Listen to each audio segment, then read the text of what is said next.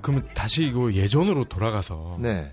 아까 2002년에 뭐 이제 처음 이쪽 일을 하시면서 네. 보드게임 카페가 망하고 있었다라고 네네. 하셨는데 네네. 제가 90년대 말에 이제 데이트할 때가 네네. 대학로 이런 데 가면 카페가 꽤 있었어요. 네네. 지금 생각해보면 왜 거길 갔는지 모르겠는데 네네. 하여튼 거기 가보면은 되게 막 분위기가 차분해요, 의외로. 네. 저희가 갔을 때는 좀 이렇게 생기발랄한 그런 어떤 시끌벅적한 그런 분위기를 생각하고 갔는데 네.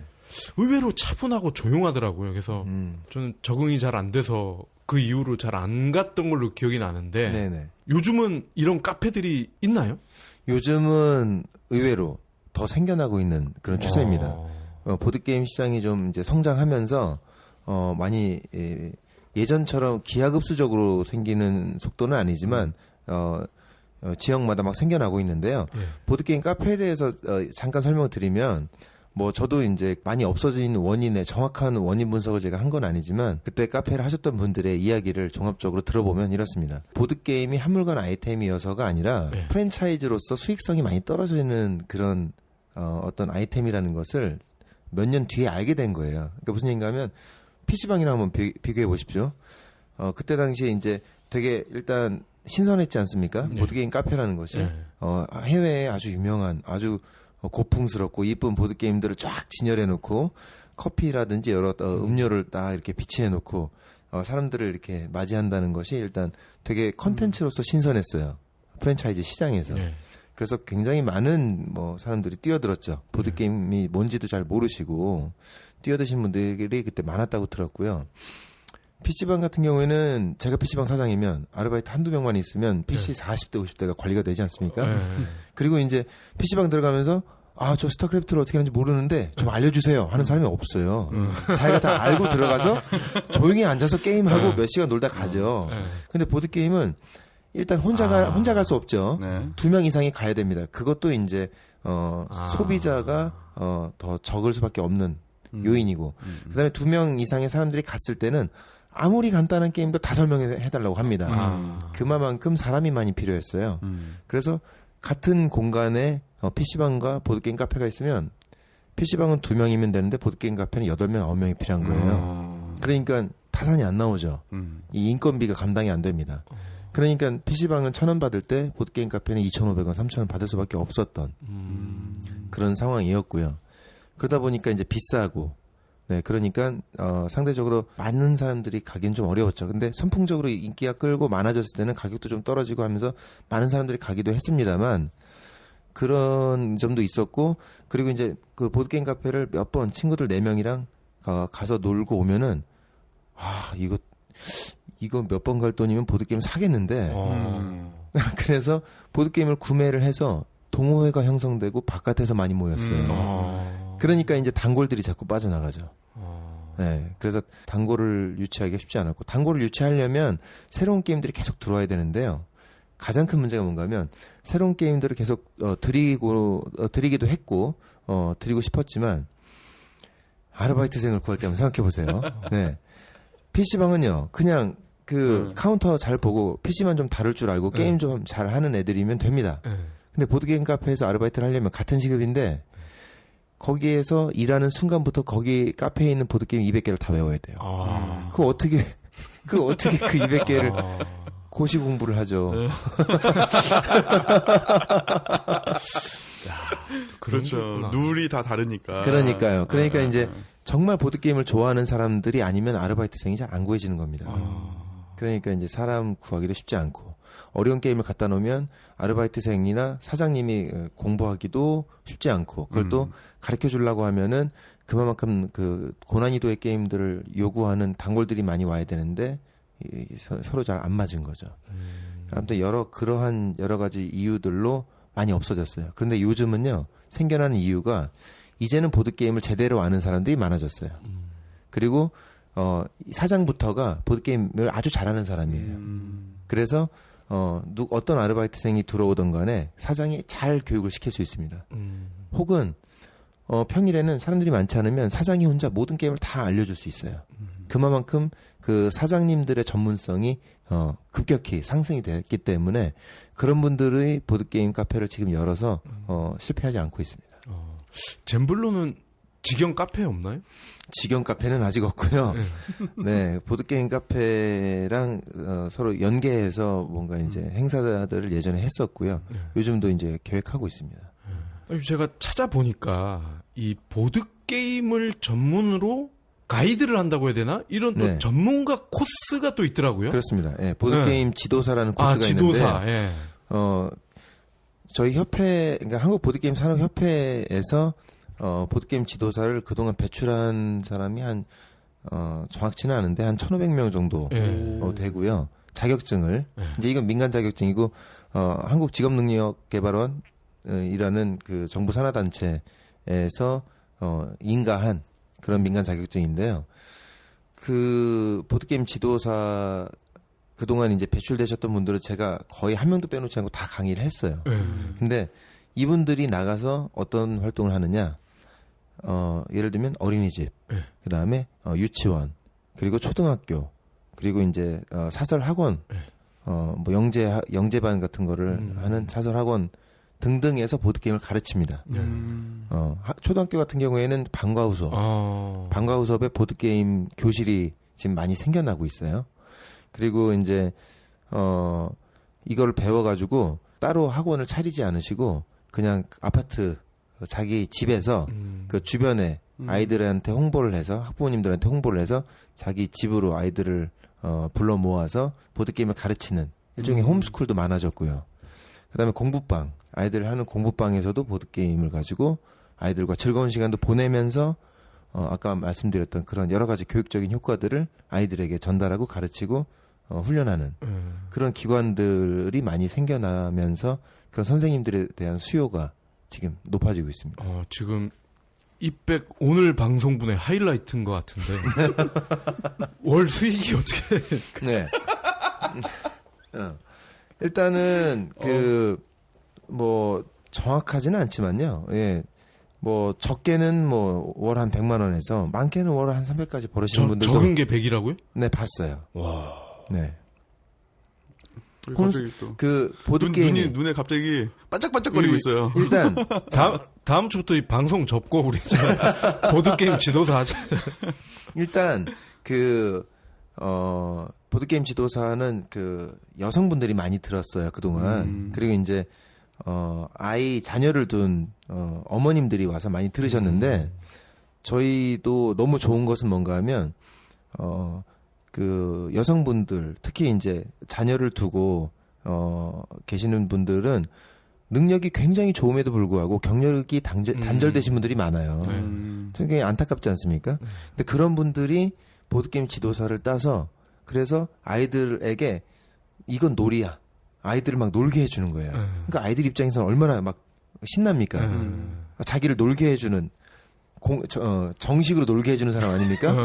부모님도 선생님도 아무도 놀지 못하게 하는데 네, 게임을 갖다 주면서 정식으로 놀라고 하는 너무 고마운 선생님인 거예요. 그러니까 아이들 입장에서 너무 행복하죠.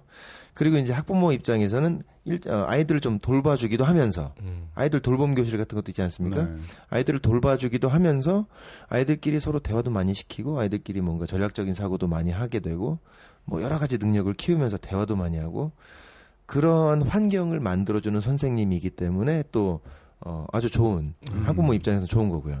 대신 학부모가 놀아주면 제일 좋지만 쉽지 않잖아요. 솔직히 아이랑 많이 놀아주십니까? 뭐 하루에 1시간 정도. 그러면 많이 놀아주시는 거예요. 좋은 아빠네. 정말 좋은 아빠죠. 제가 직업이 보드게임 개발인데도 불구하고 저도 하루에 1시간 놀아줄까 말까예요. 워낙 바쁜 일들이 많다 보니까.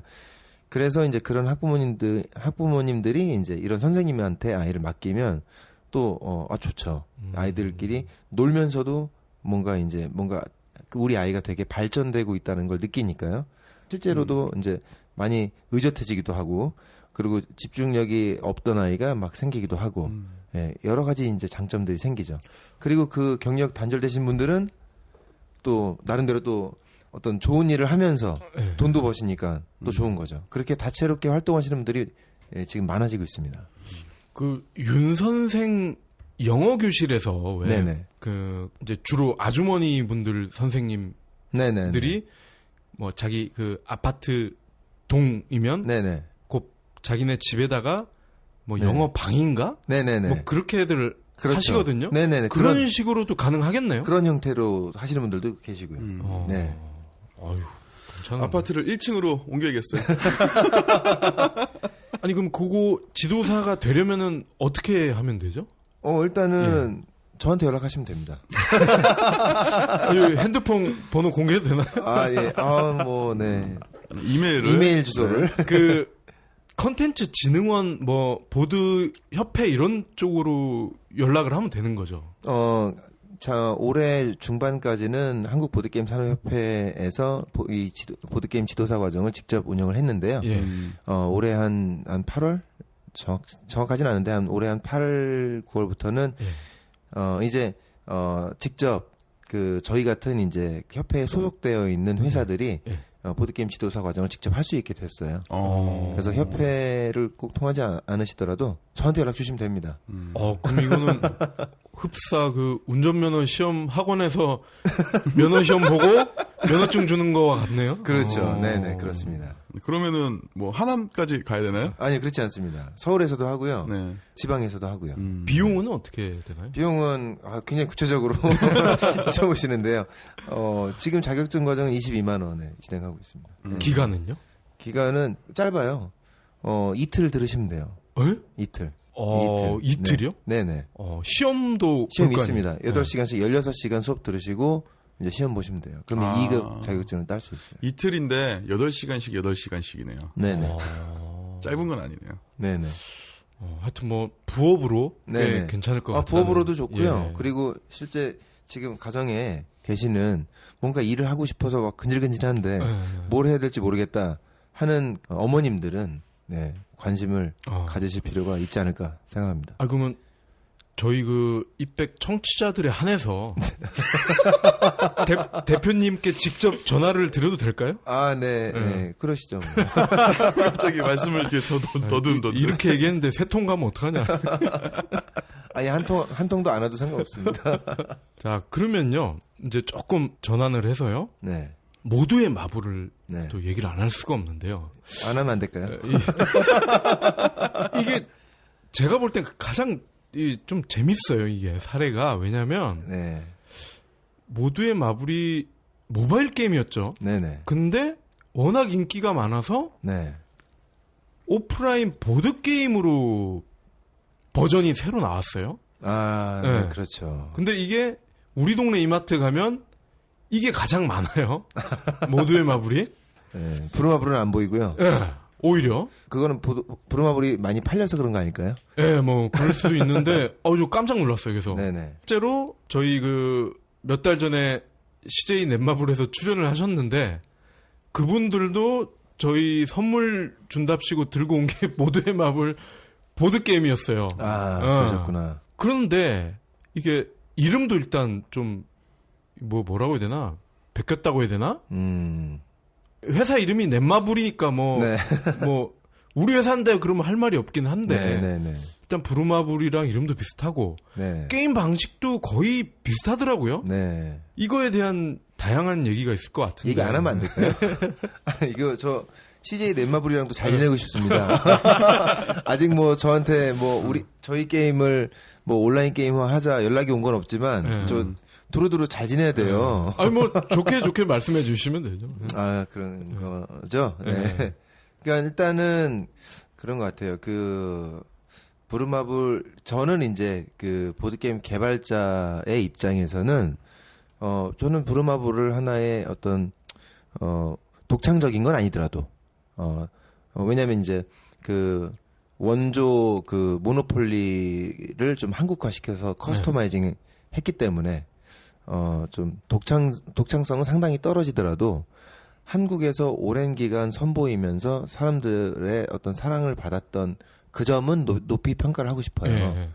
그것이 이제 일종의 어떤 저작권 형성이 된 건지 어떤 건지 구체적으로 제가 뭐라고 말씀드릴 수는 없지만 어찌됐건 브루마블 자체가 독창성이 상당히 결여됐다 해서 공격하시는 분들도 사실은 많거든요. 아, 지금 생각났어. 씨앗은행. 씨앗사. 어. 씨앗은행. 그 은행이 씨앗은행이야. 맞아요. 그 회사 이름이 씨앗사예요. 네네. 그래서 이제 씨앗사라서 기억력이 이렇게 좋다니까. 아, 네. 그게 다 보드게임에서 그렇습니다. 근데 아무튼, 브루마블의 어떤 독창성이 거의 없다라고 이제 공격하시는 분들도 많지만 저는 개인적으로는 그 30몇 년이라는 기간 동안 그렇게 많은 사람들에게 홍보했고 마케팅했고 우리의 어떤 인생과 문화 속에서 같이 살아 숨쉬었기 때문에 그 점에 있어서는 높이 평가하고 싶다라는 그런 생각이고요. 그런 측면에서 보자면 사실은 어떤 한국이라는 특수한 사회 내에서의 브루마블은 좀 인정을 좀 받아야 되지 않을까라는 생각을 합니다. 이게 개발자의 입장이거든요. 네. 보드게임 개발자의 입장인데 그런데 어떤 그 전후 사정을 뭐 제가 구체적으로 알 수는 없지만 그러한 부분들이 사실 조금 침해가 된다면 그리고 그 침해가 되는 그 상황이 어차피 브루마블도 독창적이지 않지 않느냐 그 뭔가를 베낀 것이 아니냐라는 어떤 내용으로 해서 또 다른 침해가 이루어진다면 그거는 조금 안타깝지 않을까라는 생각을 하는데 아무튼 전 두루두루 잘 지내고 싶습니다. 그게 모두의 마무리죠. 아니, 제가 뭐라고는 딱 말씀 안 드렸어요. 네, 뭐라고는 말씀 안 드렸어요. 아니, 제가 요거를 말씀드린 게, 모바일 게임이 이렇게 이제 보드게임으로 나왔잖아요. 네네. 그렇다면, 지금 뭐, 저희 스폰서인 뭐, 433의 블레이드나, 433. 영웅도 충분히, 거기 장원상 이사님을 잘 알고 있습니다. 예, 이런 보드게임화가 가능할 것 같거든요. 물론입니다. 예. 네. 그러니까, 뭐죠? 먼팡? 애니팡? 네. 이런 것도 뭐 조금만 바꿔주면은 네네. 충분히 보드게임으로 만들 수도 있을 것 같아요. 그렇습니다. 예. 네. 그럼 어떤 쌍방 간의 교류가 더 활성화될 것도 같은데. 활성화가 사실은 이제 앞으로 많이 될 거라고 저는 이제 내다보고 있는데요. 네. 아직까지는 그렇지 못했던 이유가, 국내에 모바일 게임 회사라든지 뭐 아니면 PC 온라인 게임 회사들은 어마어마한 성장을 이뤄냈잖아요. 그런 상태에서는 사실 보드게임 시장이 너무 사실은 지금 작은 거죠. 그들의 시장보다는 작죠. 그래서 이쪽에 집중을 해서 내고 있는 효율만큼 혹은 그 이상을 내기 쉽지 않다라는 어떤 아직까지는 좀 그런 게 있을 것 같아요. 그런데 해외 사례는 특히 이제 미국 같은 경우에는 비디오 게임 시장이 상당히 발달이 많이 되어 있지 않습니까? 그러다 보니까 그 콘솔 게임, 뭐 엑스박스라든지 플레이스테이션에 그 뭐 아케이드 게임이라고 해서 그 보드 게임들이 상당히 많이 업로딩이 되어 있어요. 그리고 그거를 뭐 카탄이라든지 뭐 아니면 뭐 티켓 투 라이드라든지 아주 유명한 보드 게임들을 콘솔 게임으로 할 수 있어요. 그것뿐만 아니라 PC로도 할 수 있고요. 그리고 해외의 유명한 보드 게임들은 지금 구글 쪽에 뭐 플레이 스토어라든지 그런 데서 뭐 유료로 혹은 무료로 다운로드 받아서 할 수 있는 보드 게임 아이패드 버전이 있습니다. 그런 것들이 많이 이제 서로 쌍방향 교류가 많이 일어나고 있어요. 예. 국내는 어떤 거예요? 국내는 아직 별로 없죠. 네. 이제는 개척해 나가시겠죠. 그럼 혹시 뭐 젠블로 게임을 IP를 한번 모바일이나 이런 걸로 만들고 싶다. 뭐 이런 제안이나 이런 그런 생각은 물론 있는데요. 예전부터 제안은 제가 받았거든요. 예. 근데 아직 제가 그 제안을 준 더 좋은 회사가 나타날 때까지 제가 기다리고 있습니다. 어떤 거죠? 그러니까 이제 젠블로 요건가요? 예, 젠블로. 예. 요거를 제안을 받으셨어요? 네네. 그러니까 이제 만들 수 있는 방법은 여러 가지가 있는데요. 예전에도 사실은 뭐 플립폰, 폴더폰 시절에도 그 모바일 게임이 있었잖아요.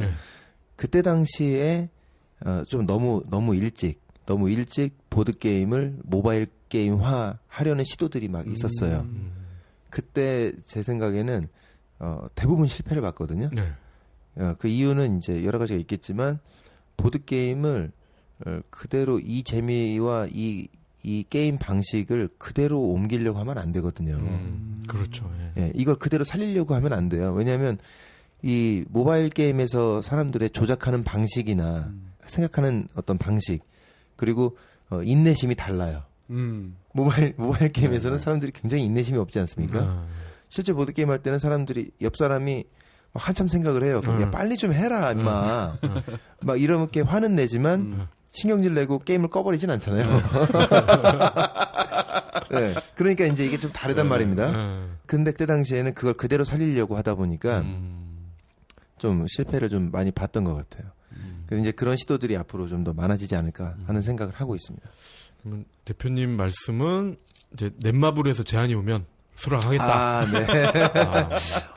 네, 그렇게 크고 좋은 회사에서 연락이 온다면 얼마나 영광이겠습니까? 네. 그렇군요. 자, 그러면 계속 이제 젠블로 대표분이신데 네네. 아직 회사 얘기는 조금밖에 안 해주셨어요. 아, 네. 젠블로에 대한 좀 소개하고 네네. 이 주력 게임들, 네네. 현황 이런 네. 거 좀 말씀해 주시죠. 일단은 방송을 들으시는 모든 분들은 이제 앞으로 보드게임을 나의 머릿속에 한 구석에 항상 생각을 하고 계셔라 라는 말씀 드리고 싶고요. 아이들을 위해서 그리고 나의 취미 생활을 위해서 요즘 캠핑도 많이 가는데 캠핑 가서 할 게 없지 않습니까? 캠핑 문화로도 보드게임이 상당히 지금 각광을 받고 있고요. 네.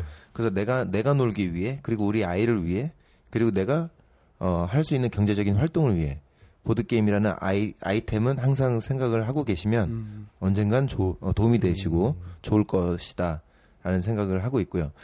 그래 이제 경제적으로 봤을 때는 아까 말씀드린 대로 제가 올해 여기 오기 전에 뭔가 좀 이렇게 재미있는 혹은 자극적인 얘기가 될 수 있을 만한 우리 회사의 기록이 뭐가 있을까 막 찾아봤는데 별로 없었는데요. 그 중에 하나가 올해 제가 만든 게임들 타이틀 이제 그 중에 이제 사람들에게 소개되고 지금 플레이되고 있는 게임들이 열 몇 가지가 있거든요. 게임 이름을 간단히 소개하자면 젠블로. 젠블로도 종류가 여러 가지가 있어요. 젠블로 지금 여기 있는 젠블로 그리고 젠블로 딜럭스 이거보다 큰 버전이고요. 젠블로 Q 사각형 버전이고요. 젠블로 미니 2인용 버전이고요. 그 다음에 톡톡 우드맨 그거는 이거랑 비슷한 게임인데요. 도끼로 이렇게 두 번씩 톡톡 치면서 이렇게 나무 껍질을 벗기는 게임. 그다음에 그거의 확장 버전이 이제 블링블링 잼스톤. 그리고 한글 게임 라온. 그리고 서로 이제 액세서리 카드를 서로 거래하면서 그 금화를 많이 모으면 이기는 게임인 골든웨어. 그다음에 그 큐브를 가지고 피라미드를 쌓으면서 하는 게임, 전략 게임 피라미스. 그다음에 칼라미오. 그 이외에 이제 월드인포, 컴퓨징선, 에이마트, 그 다음에 올해 개발한 메모링, 이렇게 게임들이 많이 있거든요. 근데 제가 올해에 제 게임을 만든 숫자가 5만 개가 넘어갔어요. 올해 한 해에. 5만 개요? 네, 5만 개. 그러니까 제 게임은 항상 저스틴 오라고 이렇게 이름을 여기다 이렇게 이제 인쇄를 하거든요. 저는 이제 보드게임 문화가 이런 게 되게 좋은 것 같아요. 보드게임 문화는 개발자를 존중해주는 문화가 잘 발달돼 있어요. 그래서 어떤 책이 나올 때 저자가 항상 붙는 것처럼 게임에도 이렇게 저자들이 붙어 있어요. 해외에서 나오는 모든 게임들이 다 그렇습니다. 그래서 국내에서도 만들 때도 제 어떤 작가명인 저스틴 오를 이렇게 다 인쇄를 하는데요. 저스틴 오가 인쇄된 게임이 올해 5만 개가 넘게 나왔다는 것이 저는 되게 좀 영광스럽죠, 사실. 저는 저스틴 오가 뭐지 하고 있었는데 성함이셨군요. 네, 작가명입니다. 왜냐하면 실제 이름은 오준원이지만 그 해외에 나가서 선보일 때 준원오가 되게 어렵게 느끼더라고요. 그래서 영어 이름을 하나 만들어야 되겠다 해서 그때 2004년쯤에 저스틴 오를 만들었어요. 당신의 마음속에 아직 영웅이 살아있는가? 당신의 영웅을 어둠으로부터 깨워라.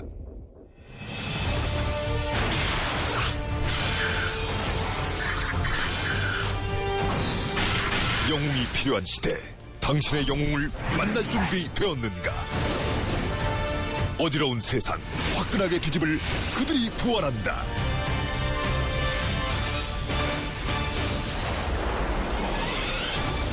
영웅, 포카카오. 혹시 또 이 젠블로 외에 네네. 좀 타사 네. 게임 중에서도 요런 건 좀 해볼만 하다. 네네. 추천 좀 해주시죠. 5세에서 7세 예. 사이로. 5세에서 7세 사이로. 저희가 자녀 때가 그래요. 네. 그거는 또 광고해도 되나요? 네. 아니 뭐 저희는 뭐, 연령별 뭐 네. 대표 제품 뭐 요렇게 해주시면. 저희는 대놓고 말씀해 주셔도 돼요. 그래요? 네. 대놓고. 그럼 일단 대놓고 저희 회사가 운영하는 또 이 보드게임 그 사이트가 있어요. 예, boardgames.co.kr인데 보드게임즈가 BOARD GAME 하고 Z예요. S가 아니고 Z. Z.co.kr. 거기 들어가시면 그 연령별로 그리고 인원별로 하기 좋은 게임들이 다 이렇게 모여 있습니다. 근데 보드 게임들이 어떠한 영역으로 아이들 교육에 도움이 되게끔 선택할 것인가도 다 달라요. 예를 들어서 기억력이 좋은 게임은 치킨 차차라는 게임이 있어요.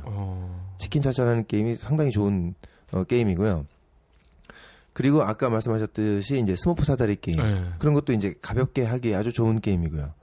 그리고 이제 공간 점령 방식으로 아이들 뭐 시공간 지각 능력을 키우고 뭐 집중력을 키우는 데는 잼블로라는 게임 추천드리고 이게 이제 이 게임으로 퍼즐 게임도 할 수 있으니까요.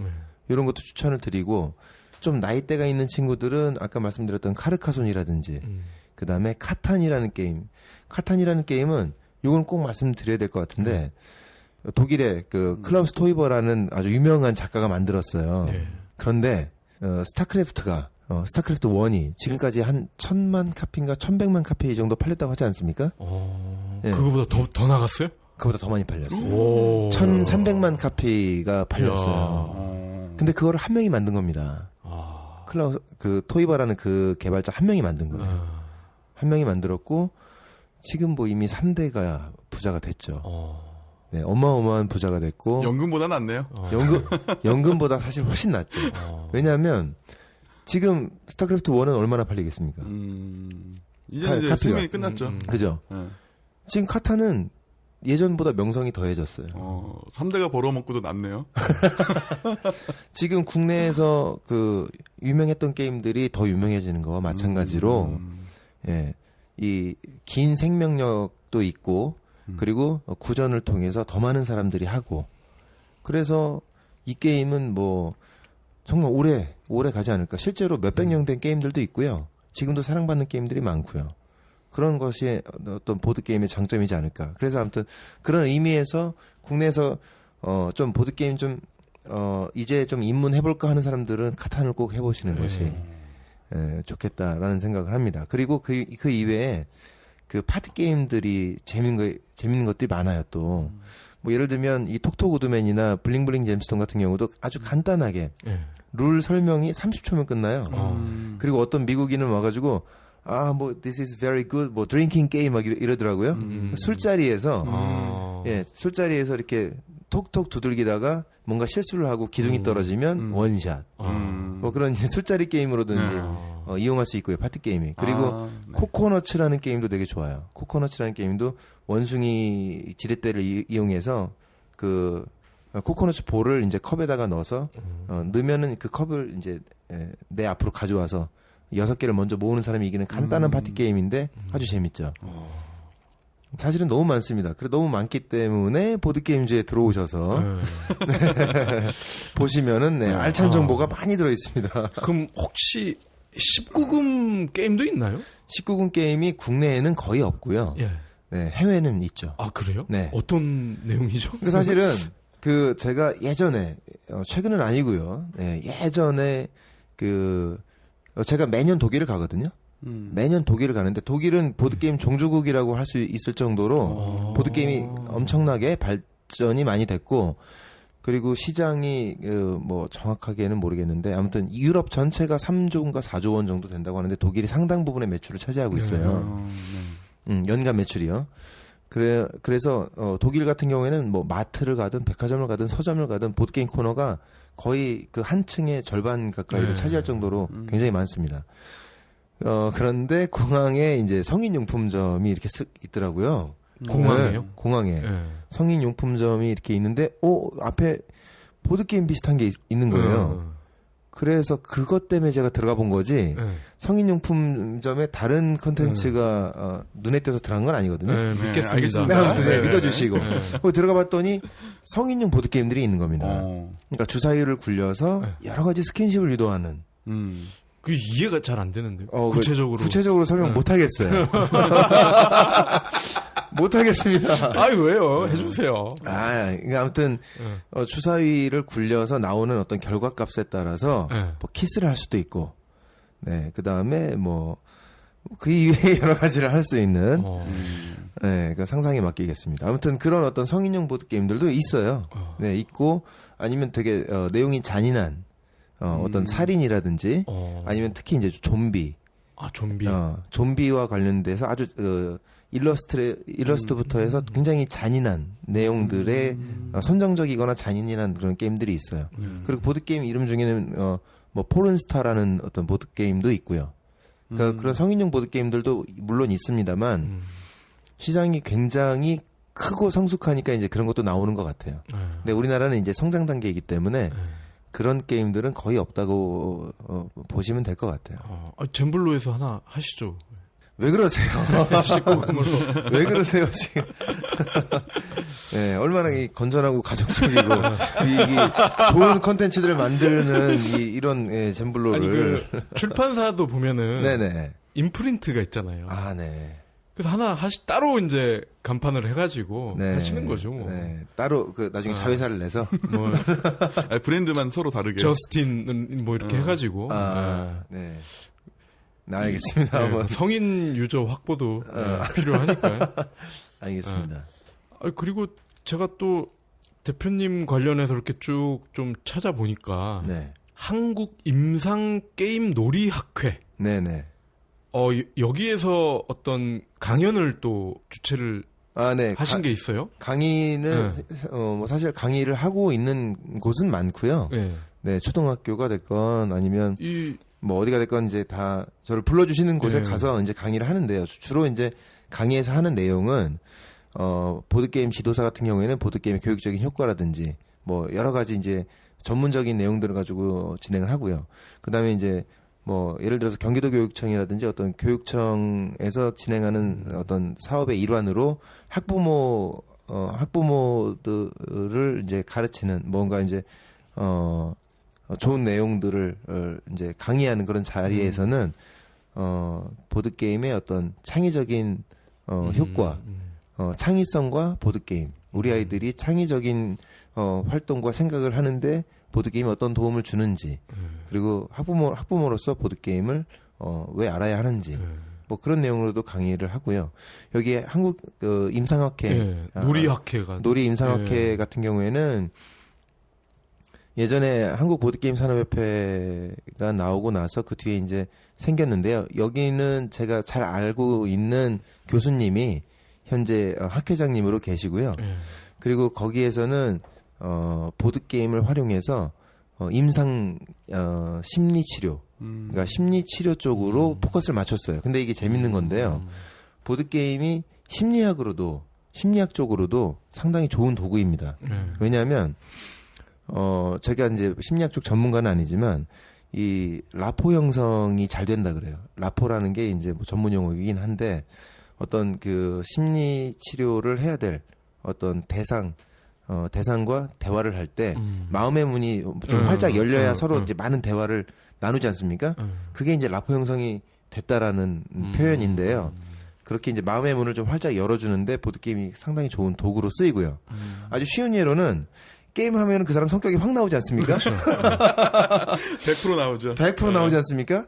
그런 측면에서도 게임을 같이 하다 보면은 그 사람이 되게 쉽게 읽히고 나도 굉장히 쉽게 읽히는 그런 어떤 측면이 있어요. 그래서 이제 심리학 쪽에서 보드 게임을 아주 유심히 관찰하고 논문을 많이 쓰고 있고 현재 많이 활용하고 있어요.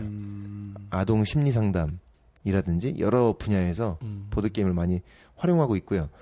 사실 뭐 너무 많아요. 활용하고 있는 곳이. 뭐 예를 들면 인터넷 과몰입 예방센터, 그 다음에 게임 과몰입 예방센터 이런 그 뭐 지자체라든지 뭐 그런 데서 운영하는 센터들이 있어요.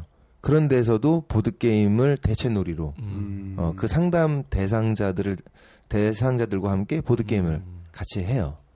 그래서 이제 뭐 심리치료로도 활용되고, 아이들의 대체놀이로도 활용되고, 뭐, 그런 다채로운 활동이 있죠. 그래서 이제 임상, 거기 놀이학회에서도 이제 그런 활동들을 주로 많이 하고 있어요. 그 노인분들은 치매 예방에도 괜찮을 것 같아요. 최고죠. 어디서 이렇게 좋은 거를 다, 예, 예.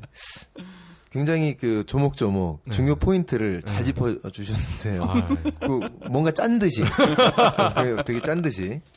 지금 그 보드게임은 사실 그 나이 연령대 제한이 없잖아요.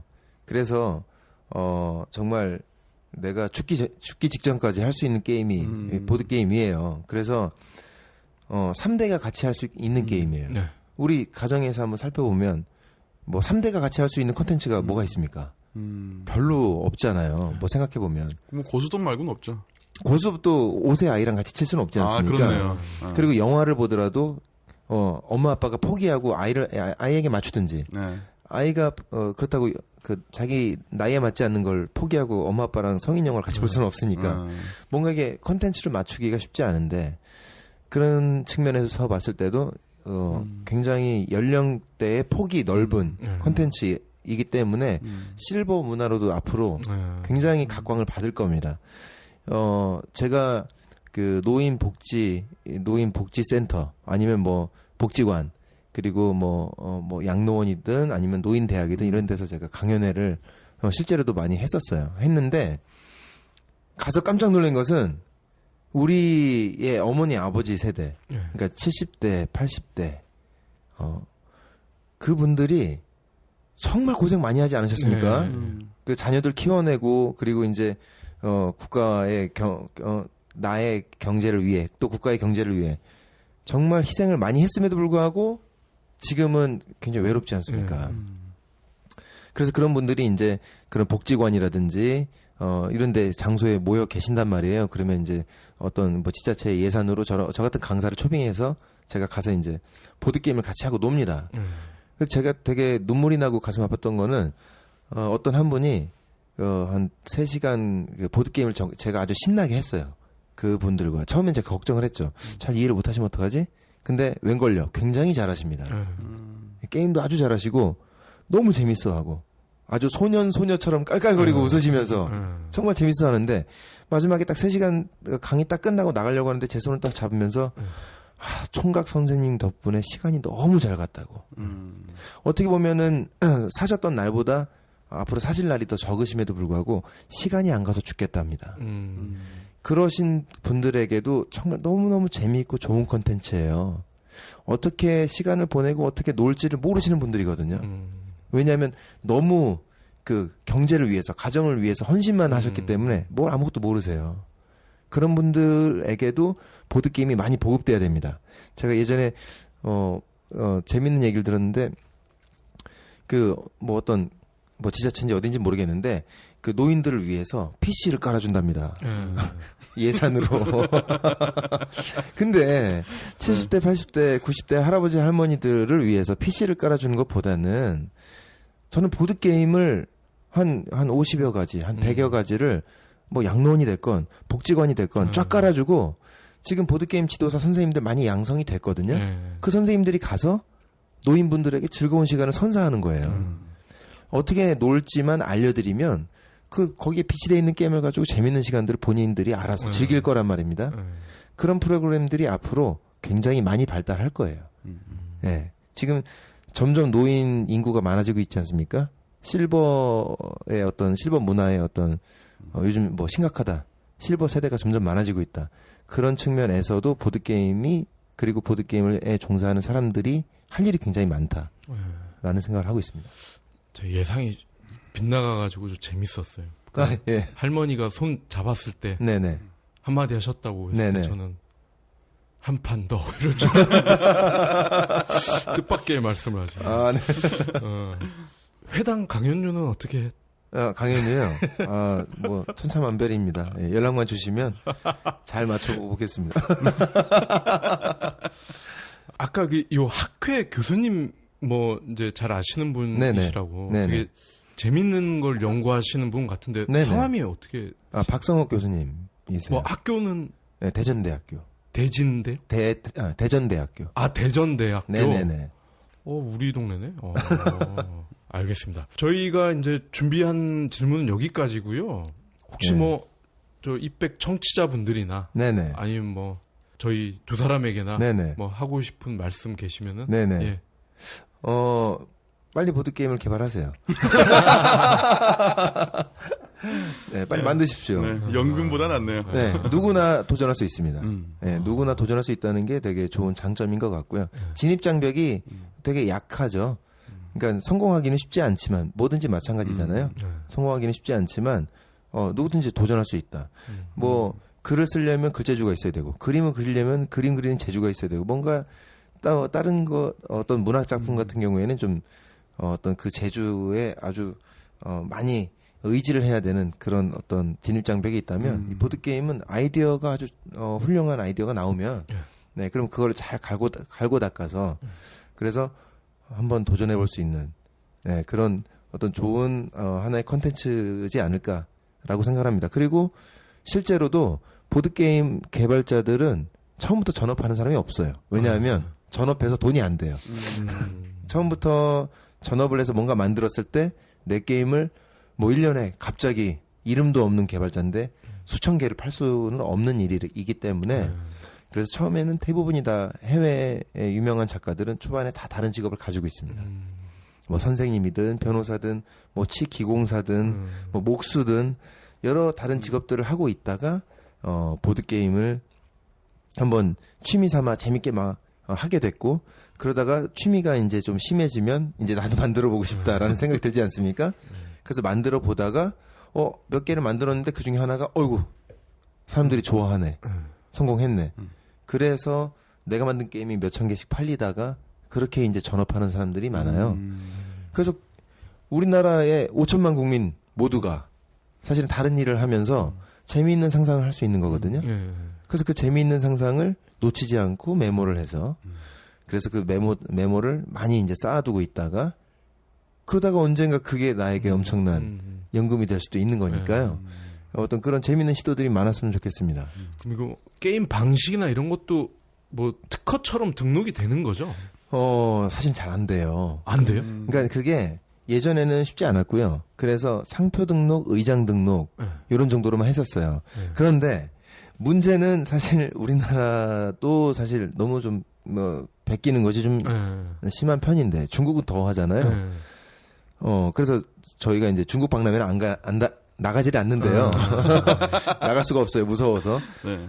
제가 만든 톡톡우드맨이라는 게임은 벌써 중국에 짝퉁이 생겼어요. 정말 속상해서 미치겠습니다. 얼마 전에도 지금 법률 상담을 받고 왔는데 일단 방법을 여러 가지를 찾아서 지금 이제 제재를 하려고 준비하고 있습니다. 상표 등록이나 의장 등록, 실용 신안 이런 것들을 할 수 있고요. 요즘은 이제 특허를 낼 때, BM 특허나 여러 가지 특허를 낼 때 게임 방식을 아주 조목조목. 예전에는 그런 게 없었어요. 근데 요즘은 그런 시도들이 많이 생겨났고 그렇게 특허를 내시는 분들도 계세요. 그런데 제일 중요한 건 해외의 문화가 되게 어떨 때 보면 부러울 때가 있지 않습니까? 어떤 점이 전 부러운가 하면 그 시장 자체에서 어떤 게임이 독창적으로 나왔을 때 엄청나게 인정을 해주고요. 그리고 그와 유사한 게임이 나왔을 때 시장이 알아서 배척을 합니다.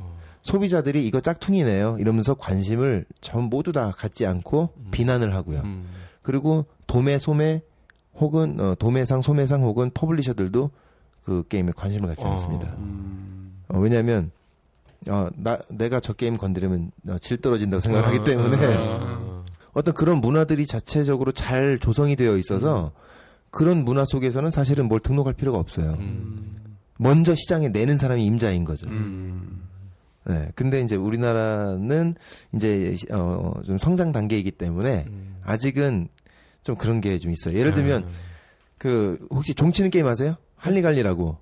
할리갈리라고 이렇게 종치는 게임 있어요. 그 카드를 막 빨리 뒤집어서 과일 숫자가 5개가 되면 종을 먼저 딱 치는 사람이 오픈된 게임을 다 가져가는. 그래서 카드가 많으면 이기는 게임이 있어요. 그건 정말 한국 게임이에요. 정말 우리에게 잘 맞는 게임이에요. 그 국민성이 우리랑 잘 맞아요. 굉장히 급하게 빨리빨리 해야 되고, 그리고 남들보다 재빠른 나의 모습을 아주 짧은 시간 안에 보여줄 수 있거든요. 그래서 아주 한국적인 게임이기 때문에 전 세계 중에 한국에서 제일 많이 팔려요. 할리갈리가 1년에 30만 개씩 팔립니다. 우리나라에서. 그것 때문에 코리아 보드 게임즈가 또 한 매출을 하고 있는데, 그 게임의 짝퉁이 또 지금 그렇게 많이 나왔어요. 마트에 제가 그냥 듣기로는 이 게임 이름이 할리갈리 아닙니까? 네. 그래서 할래 말래. 이것은 진짜 성인 그 비디오 그 제목처럼 뭐 할니 갈니 뭐 이렇게 참 속상한 그런 어떤 짝퉁들이 많이 나오는데요. 그런 것들이 이제 시장이 점점 성숙함에 따라서 이제 많이 걸러지겠죠. 뭐 자연적으로 정화가 되겠죠. 여기 청취하시는 분들께 드리고 싶은 얘기는, 그런 게임은 오리지널 게임이 있을 경우에 좀 멀리 하셔라. 네, 그런 말씀 드리고 싶어요. 사실은 그 오리지널 게임이랑 얼마 차이 안 나거든요. 얼마 차이 안 나는데 굳이 그 짝퉁 게임을 가지고 어디 피크닉을 가고 어디 MT라든지 OT에서 그걸 꺼내서 한다는 것 자체가 사실은 뭐 좋은 건 아니죠. 근데 아마도 소비자들은 오리지널이 뭔지 몰라서 그럴 수도 있을 거예요. 네. 그 만두 부인 속 터졌네도 그 여자분들은 그게 오리지널이지 젖소 부인 바람난내가 짝퉁인 줄 알아. 뭐 그럴 수도 있을 거예요. 하여튼 재밌네요. 이 보드 게임 시장이 참 재밌네요. 네, 재밌습니다. 그리고 그 뭐랄까, 우스갯소리로 주변에 이제 그 다른 산업에 종사하시는 분들이나 아니면 정부 관계자들도 오랫동안 똑같이 봐서 재밌다고 좋다고 그래요. 무슨 얘기인가 하면, 게임 산업은 특히 막 신생 회사들이 많이 생겨났다가 또 막 우르르 없어지기도 하고, 작년에 막 두각을 나타냈던 회사가 갑자기 안 보이기도 하고, 막 2, 3년 보이던 사람이 또 안 보이기도 하고 이러지 않습니까? 근데 보드게임은요, 꾸준히 보입니다. 꾸준히. 저를 지스타에서 제가 죽을 때까지 아마 보실 수 있을 거예요. 그럼 다음 지스타에서 또 뵐 수 있을 거예요. 이제 뭐 저희가 마무리를 지어야 할 시간이 된 것 같아요. 저 1시간 반 동안 오랫동안 얘기를 해주셨는데, 그 오 대표님께서 말씀 워낙 재밌게 해주시니까 마치 한 판의 보드 게임을 즐기고 난 그런 시간이 아닐까 생각이 드네요. 저는 솔직히 보드 게임이 이번에 이백의 아이템이어서 전 좀 솔직히 좀 시큰둥했거든요. 초등학교 때 했던 그런 보드 게임 이게 재미가 있을까라고 했는데 오 대표님하고 말씀을 나누다 보니까 역시 제가 알고 있던 지식은 너무 편협했다라는 게 좀 느껴졌어요. 생각외로 아직도 시장성이 있고 시장이 점점 커져 나가고 있는 거를 저만이 몰랐던 것 같고요. 그리고 돈 됩니다. 네, 그리고 오 대표님께서 말씀하시는 거 보니까 그 핑크퐁을 개발한 스마트 스터디의 매생이님이 자꾸 생각이 나는 거예요. 그러니까 이게 뭐 학습이나 여러 가지에 대한 뭐 여러 가지 되게 좋은 점들이 거기서도 똑같이 표현을 하기에는 재미의 학습을 얻는 건 가능하지만 학습을 억지로 재미있게 만들 수는 없다. 맞아요. 맞습니다. 그 재미있는 보드 게임을 통해서 여러 가지 그렇습니다. 좋은 긍정적인 방향들이 나올 수 있지 않을까. 맞습니다. 그리고 두 번째가 이 재미있는 그 보드 게임을 모바일로 이식을 시키는 거에 있어서 과연 100% 아니면 그 이상의 재미를 얹을 수 있을 것인가에 대한 고민들, 이런 것들이 좀 매생이님하고 같이 좀 중첩이 되는 것 같아요. 하나 더 있잖아. 내가 뽑는 주제는 항상 재밌잖아. 늘 신의 한 수야. 그리고 대단하십니다. 그리고 마지막으로 연금보다 낫다. 지금이라도 개발 한번 해볼까. 항상 결론은 돈이죠. 직업 잘 유지하면서도 할 수 있다. 아주 큰 매력인 것 같아요. 자, 그러면은 그 오 대표님 오랜 시간 동안 말씀해 주셔서 감사하고요. 감사합니다. 초대해 주셔서 감사합니다. 네, 그리고 마지막으로 항상 저희가 소개해 주는 정보가 있죠. 다음 주. 다음 주는 스타키 보청기. 보청기로 유명한 스타키 코리아에 이제 또 임원분이 나오시는데요. 이 PD는 또 그럴 거 아니에요. 아이, 보청기가 왜 이게 무슨 본격 무슨 효도 방송도 아니고 우리랑 뭔 상관이 우리 실버 방송도 아니고 실버 문화 보드 게임에 이어서 네, 다음 주에도 아마 이 시간이면 또 아마 그렇게 얘기할 거예요. 아 역시 재밌네요. 신의 한 수군요. 그럴 거야. 네, 그러면 232회 마치고 다음 주에 다시 찾아뵙도록 하겠습니다. 수고하셨습니다. 네, 감사합니다. 감사합니다. 네.